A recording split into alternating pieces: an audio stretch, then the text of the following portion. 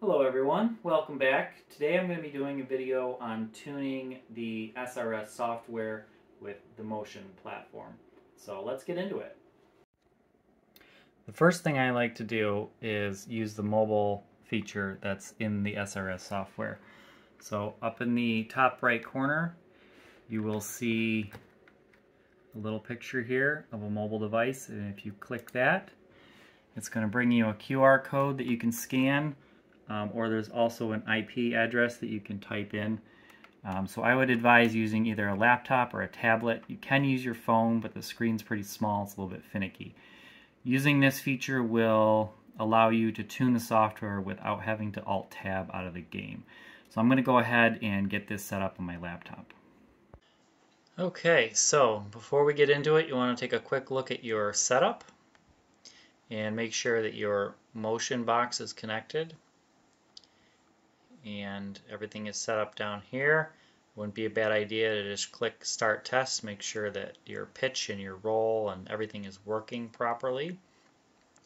And then one nice thing about Sim Racing Studio software is you can go to Tuning, and then even if you don't have a game running, you can go up to this Search option here, and you can look for the game that you want to tune. So let's just do Project Cars. And under the game, depending on the game, some games you can tune individual cars, some games only you can just do one base tune for the game, and then that's for all the cars under that base tune. But for Project Cars and a bunch of other games, you can expand this tab here and you can look at the other tuning profiles that you have. So you have your main base tune, which you can edit that here, and then for your individual cars that you have tuned, you can also look at your tuning profiles for them as well. And then if you are not happy with a profile or you just want to start over again, you can reset it here and start over. If you're in the game and you don't have a profile for an individual car created yet, then the game Sim Racing Studios will default to its base tuning profile here. So it's a good idea to make a base tune first and then work off of that, creating individual profiles. So if we go to Edit here under Project Cars 2, and then we go to the Motion tab, you will see this is the base tune that I have for Project Cars. So again, if there's a profile, or if you select a car that you don't have a profile for, it will just default to this main motion profile. But then if I were to go back up to the search bar here,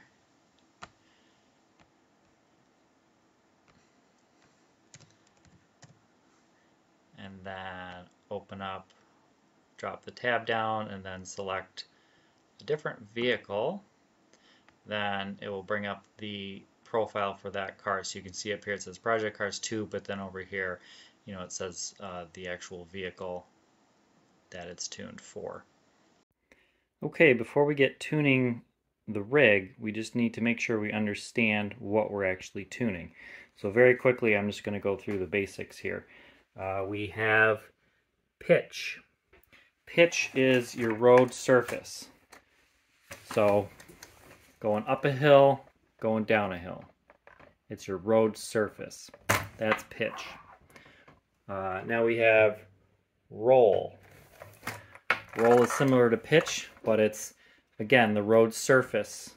If you're in a bank of a turn, the car is following the surface of the road, that's your pitch. Yaw is not used in racing, so now we're on to lateral G sway. Lateral G sway is the G-force that you experience in a turn or a quick maneuver. So that's going to be your, basically you can kind of think of it as your suspension rolling left or right. So that's your lateral G sway. And then you have acceleration and deceleration for long G. Again, anytime there's a G, you can think of that as G-force. So acceleration, lateral G acceleration is just going to be the car moving forward, and deceleration is going to be the car moving backwards, or when you're moving forwards and then you hit the brakes, that deceleration is your deceleration. And then we have heave. That's going to be the whole car going over bumps, so the whole chassis moves up and down. So this is your heave right here. That's heave. And the only other one is traction loss that we're going to talk about. So traction loss is just when the rear end slips out. That's your traction loss right there. So those are the basics to understand before you start tuning. Okay, let's get into it. The other recommendation I have is to get a nice little wireless keyboard. This is just a basic Logitech, and it just makes using your computer while you're sitting in your rig a lot easier. So I would definitely recommend getting one of these. Let me go ahead and we'll boot up a game here. Yeah. I'm going to select this Porsche 936 Spyder, and the reason I'm choosing this car is because it's pretty drifty. Like the back end likes to come out, so that'll be a good good tuning for your traction loss. And then for the track, I'm going to use Bathurst because it has a nice little hill right in the beginning, and that'll be good for tuning our pitch.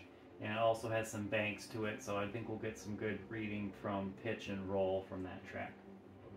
Okay, so we got the event started with the 936 Spyder, and you can see in tuning you have Project Cars 2, 936 Spyder. Now I already have a profile for this car, but what we're going to go ahead and do is look at the telemetry output.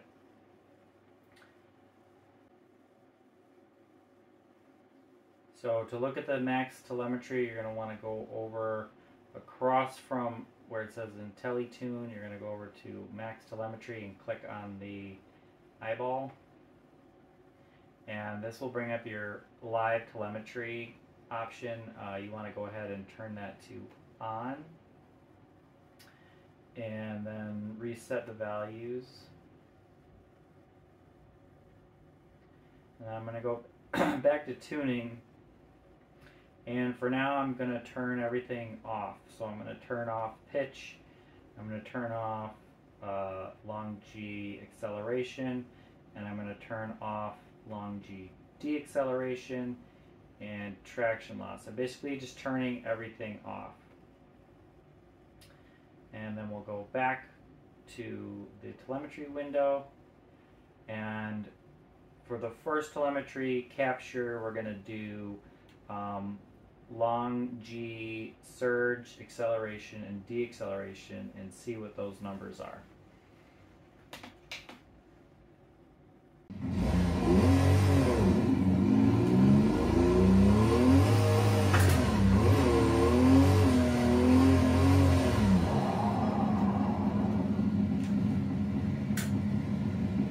So basically just accelerating hard and then braking. I'll do that a couple of times, and you can see that the max and min values have changed.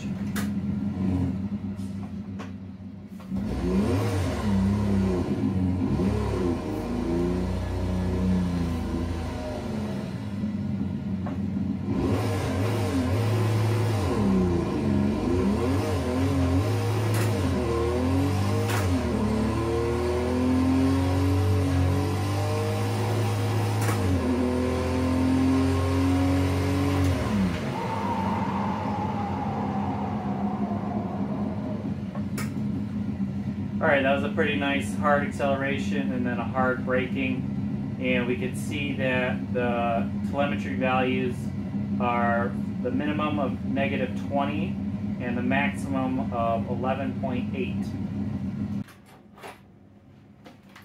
So So we'll take those values. It was 11.8 for the max. So we'll go to tuning, and then under the positive number is your acceleration. So we'll switch that on, and then we'll go and set that number to what the max telemetry was. So max telemetry, the max was 11.86. So we're gonna, over here, we're gonna do our max telemetry. Yeah, I usually do it slightly above, so you can see here at 12. And set your slider probably somewhere in the middle to start. And then going back to telemetry, we see that the negative value for your braking was negative 20. So go back to tuning. Under deacceleration, turn that on, and then you would put a value in of 20. I had 17 because I tweaked it a little bit, but we'll go ahead and bump that up to 20. And then I'll move this slider sort of in the middle. And then now that we have those two switched on, we can see how it actually feels. So we'll go back to the game.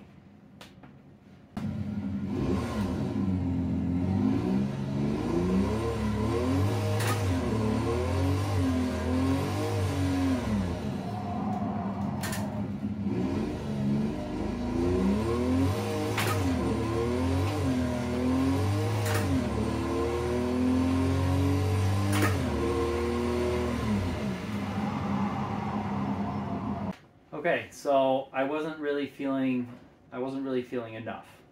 So I'm going to leave the telemetry values the same, but I will bump up the sliders.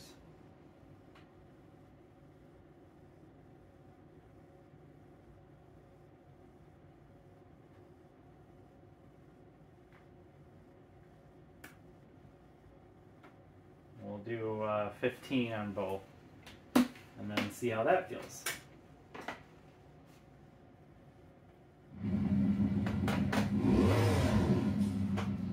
Keep stalling the car, that'd be great.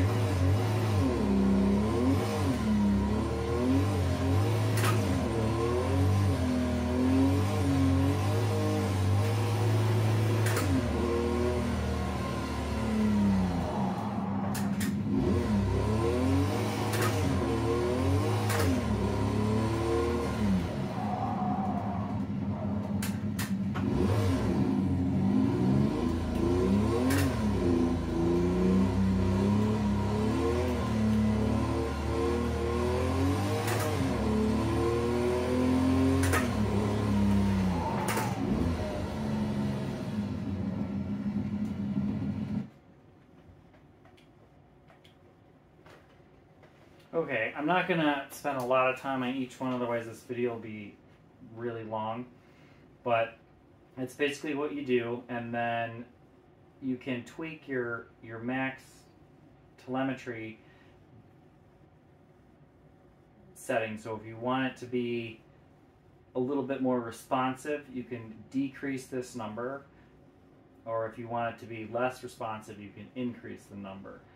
You usually want to try to keep them somewhere around those captured numbers that you have gotten in the max telemetry. So let's switch those off, and then I'll just show you what happens real quick if you crash. So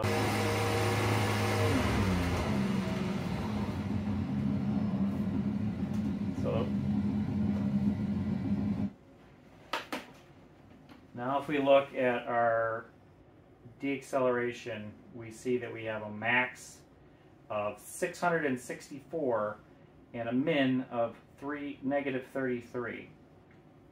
So you can see those telemetry values are way out of whack. So you never want to tune for a crash. So you want to do a clean run to get clean telemetry numbers. You don't want to tune for the crash. Alright, let's move on. We'll reset that, and now we're going to tune for pitch. And you don't need to drive crazy to tune for pitch.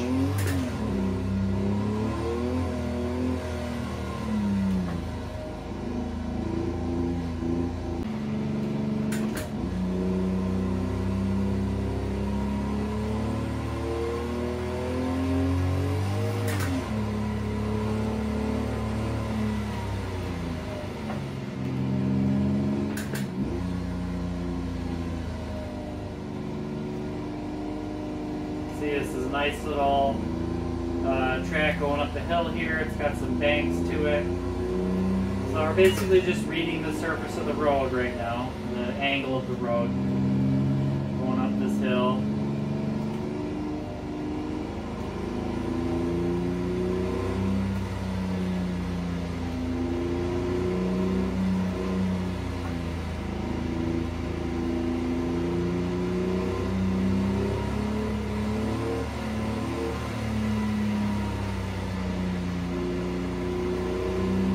We're going to go down.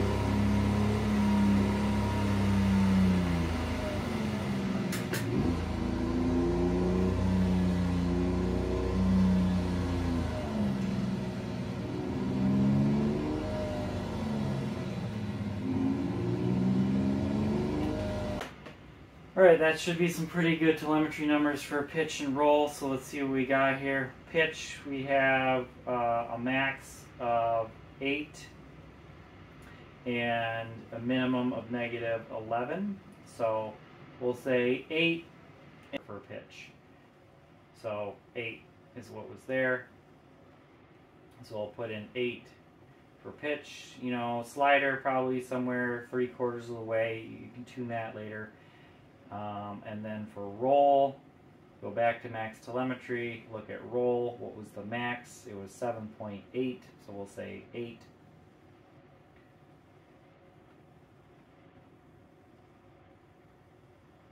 And then roll, we'll do that at 8 as well. And you can see that my max telemetry numbers were a little bit lower than what I'm putting in. So I may have felt that when I tuned it, I just wasn't quite getting enough roll and pitch from the track. So I brought those numbers down a little bit, which basically means that you're just going to get more motion out of the rig, because it's going to reach its max telemetry sooner than what the game's actually outputting. And then we'll just go ahead for now. We'll move this roll all the way up to 16 to match. I usually match like roll and pitch and acceleration and deacceleration. I usually match those sliders to start and then tweak them from there. So now they're switched on, and we'll see how it feels.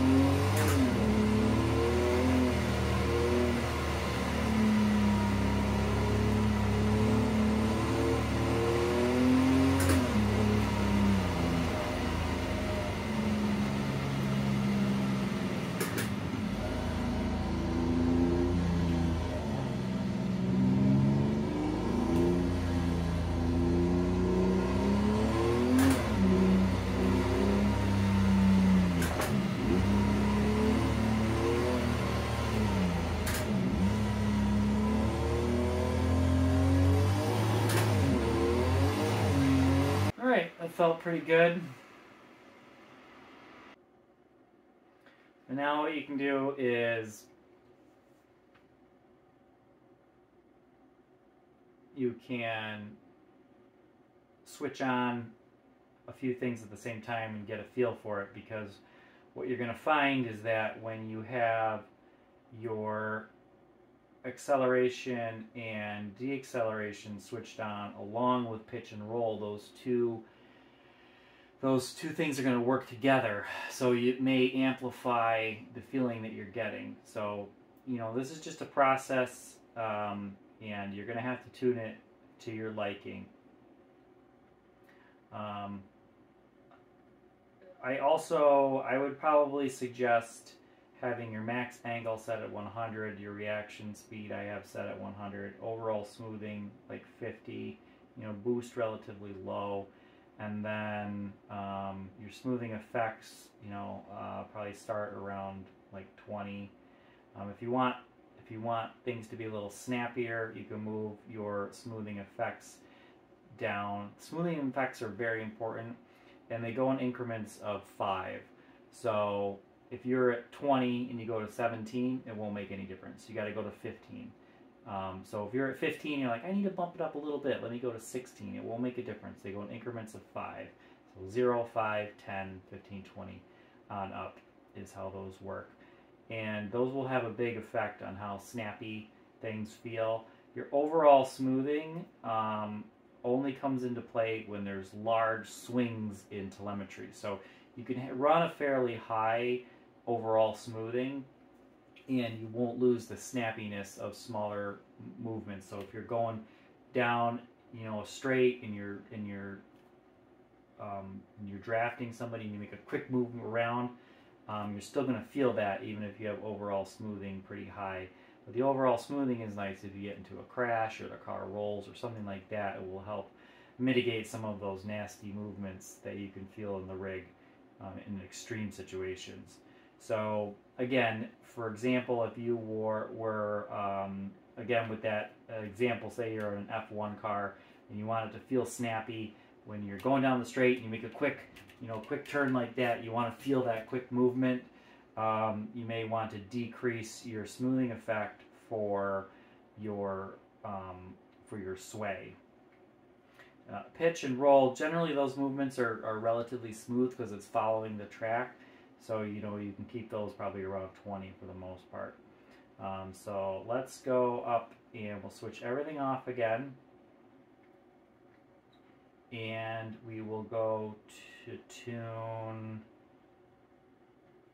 let's tune lateral G sway. So again, we're going to go to max telemetry. Go ahead and reset that. And then we're going to be looking at lateral G sway, which again is the G force you're feeling in a turn. It's not the pitch of the track, it's the G force when you're turning the vehicle.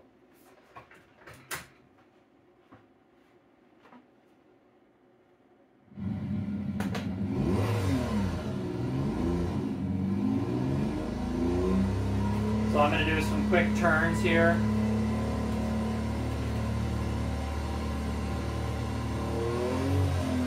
And this, you want to kind of drive this hard. You don't want to crash though.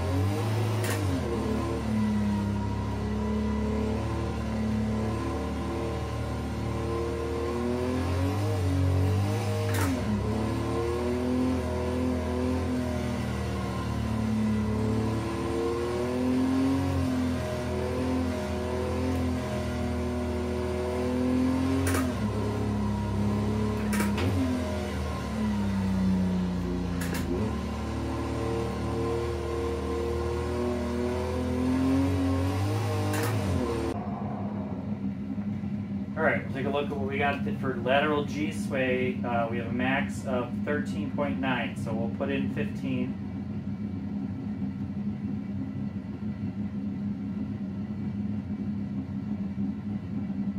I had 20 in here, so I must have felt it was a little too snappy. So we'll put in 15.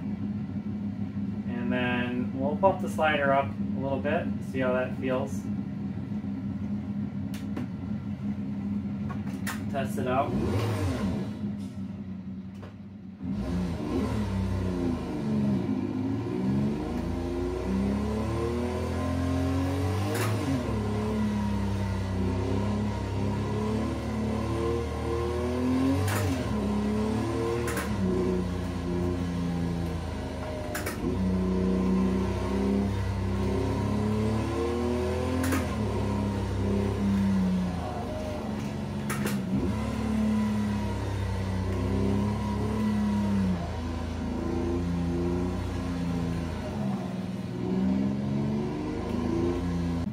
What I'm noticing with that is that I'm noticing that the car feels a little bit, it kind of feels like a boat. Like the movements are kind of slow and there may be a little bit more than I would like.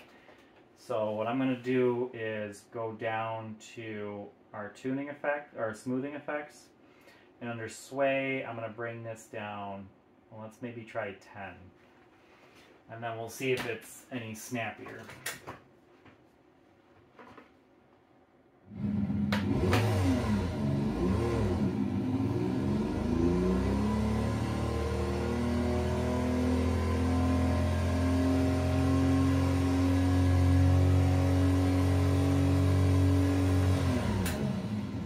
That's better, but it still feels a little slow. So I'll go ahead and I'll bring that down to 5. And we'll see how that feels.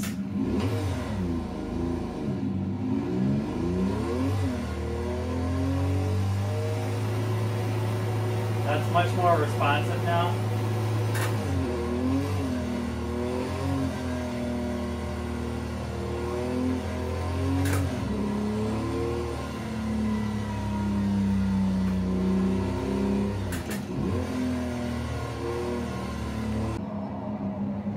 So the responsiveness of it feels good, but I feel like I've got a little bit too much body roll.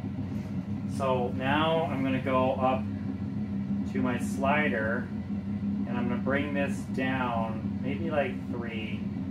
We'll do 10. And see how that feels.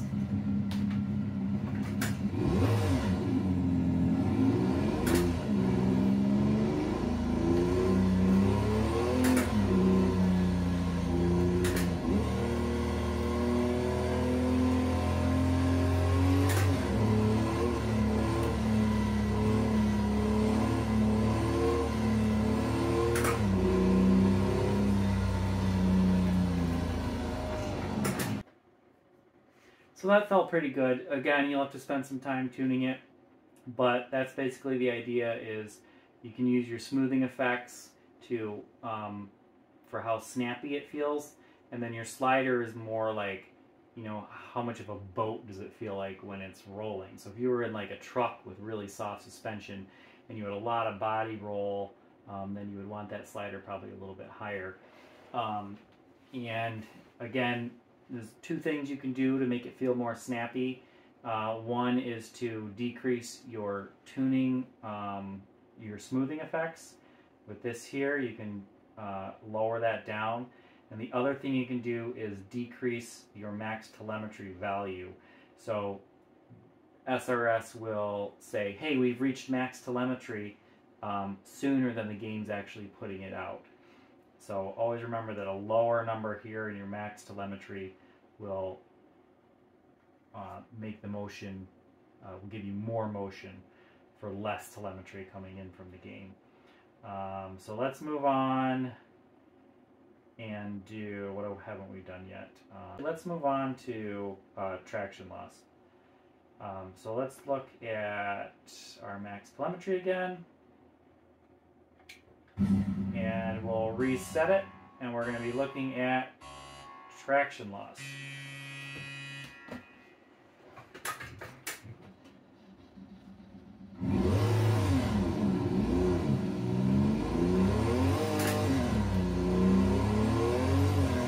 So now I'm basically just trying to get the rear end to come out a little bit.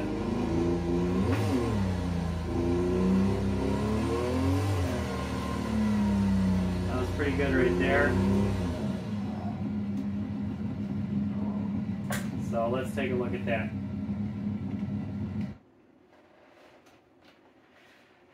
Alright, traction loss, 4.2 for max. Let's see what I had in there before. I had 7. Okay, so for traction loss, I always like to run the slider at the maximum value because I always want to get the most amount of motion from traction loss that I possibly can. So slider all the way to 20, and then just for giggles we'll put that down to 4, Now the reason I have a negative in there is just because my traction loss motor is reversed. So I have to, if you put a negative number in front of the telemetry value, it reverses the direction of that motor. So if your setup is working fine and it's not reversed, then don't worry about putting the negative in. I have to do that for mine. So you put in your max telemetry value from your max telemetry reading. So we had a 4.2, and so we'll put in 4 and just see how it feels. It's probably going to be maybe a bit too much. Forgot to mention one important thing. For traction loss, you have your minimum traction loss activation number. So that means basically what that value is saying is, okay, the back end is sliding out. At what point do we want to say that you've lost traction? So if you increase this minimum traction loss value to, let's say, 50, then the car may slide out, you know, a fair amount before SRS says, okay, move the rig. So it can help sort of make it feel a little bit more snappy. So if you put it to 0, that movement's going to be very smooth, and you may not really be able to feel it that well. But if you increase the traction loss activation, then the back end of the car will slide out in the game a little bit, and then all of a sudden the rig will kind of snap out, and it'll make you feel that a little bit more. So the higher number that you put in here, the snappier that will feel. But on the flip side, the back end of the car may slide out a little bit before you feel it. So I'll increase that to 20 for now. And I have the smoothing all the way down to 0 for traction loss.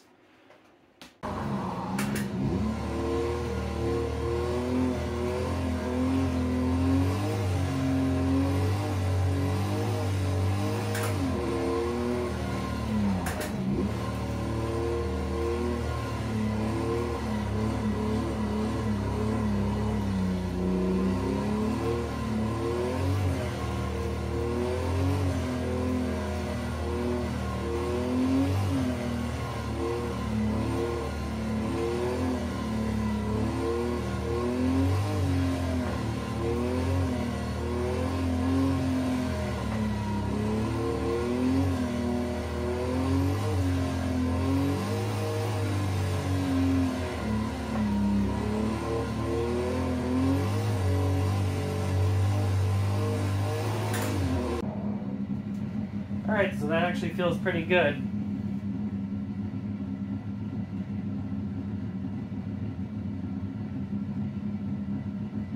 We'll switch that off.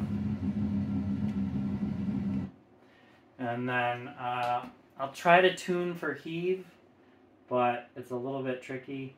So it's the same thing though.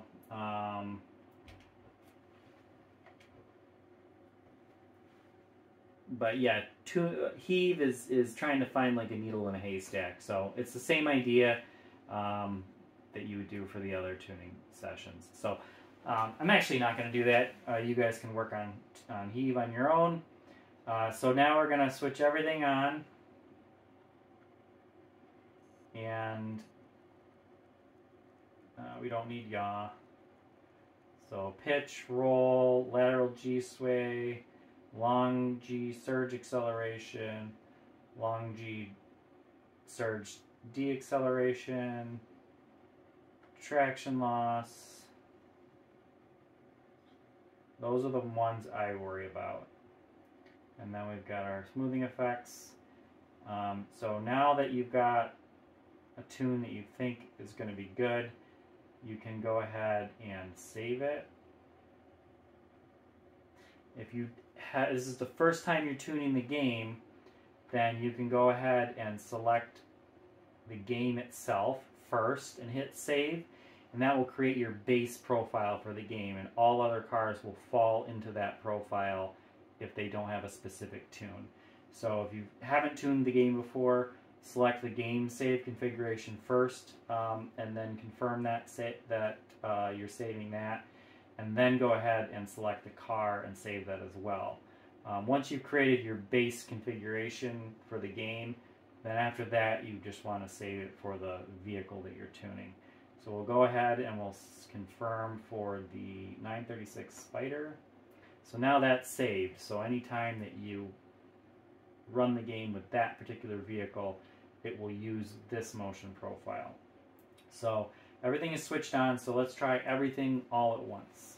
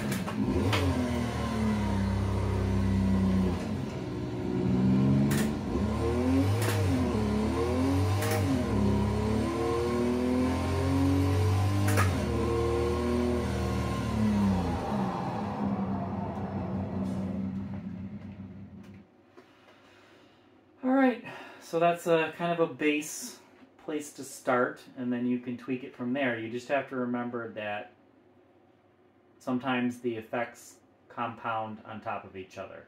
So if you're going down a hill, the rig is going to pitch down for your pitch telemetry. And then as it's going down the hill, if you hit the brakes as well, it's also going to say, hey, pitch the rig down for your deacceleration telemetry. So you may need to back some of those things off a little bit so that you're not maxing out your pitch, and then when you hit the brakes, you don't feel anything. So you want to have the pitch of the vehicle going down the hill, but then if you press your brakes, you still want to be able to feel some more motion after that.